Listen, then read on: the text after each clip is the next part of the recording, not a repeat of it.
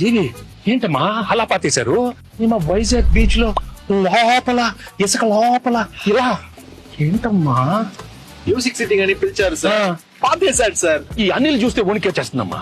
ఏదో ఒకటి అడుగుతాడు. నాకు తెలిసి పటాసప్పుడు బానే ఉన్నాడు సార్. మీరే బాగా ప్యాంపర్ చేశారు. నేను పాడతా దగ్గర నుంచి ఈయన్ని పాతేసే దాకా తీసుకొచ్చారు. సార్ సార్ సార్ సార్ ఏంటి ఏంటి ఏంటి సార్, సార్, సార్, అక్కడ చూడండి.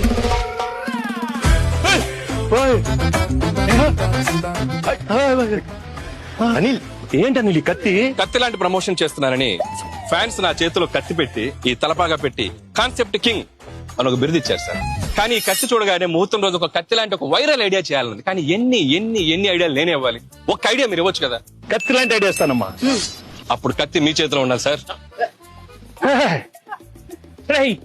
Can I know that idea sir? I want to, I'm very curious. All the best. You want ideas? Nice idea.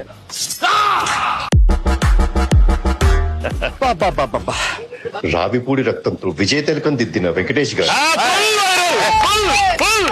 ఎలా ఉంది అనిల్? వైరల్ ఫీవర్ వచ్చేలా ఉంది, నేను బయలుదేరా. ఆగమ్మా నీళ్ళు. ఈ సినిమాలో ఇంకో హీరో ఉన్నాడు, మరి నాతో తిలకం పెట్టించుకోవాలి.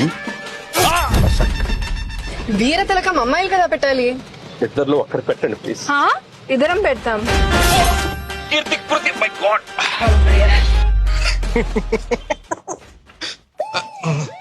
బాగా ఎంజాయ్ చేస్తున్నట్టు. జీవి గారు బ్రేక్ఫాస్ట్. వద్దురా, నా కడుపు నిండిపోయింది. ఎంత రాయలసీమ బ్యాక్ డ్రాప్ అయితే మాత్రం మరీ అంత రక్తపాతం అవసరమా? మనది ఫ్యామిలీ బ్యాక్ డ్రాప్ ప్లీజ్.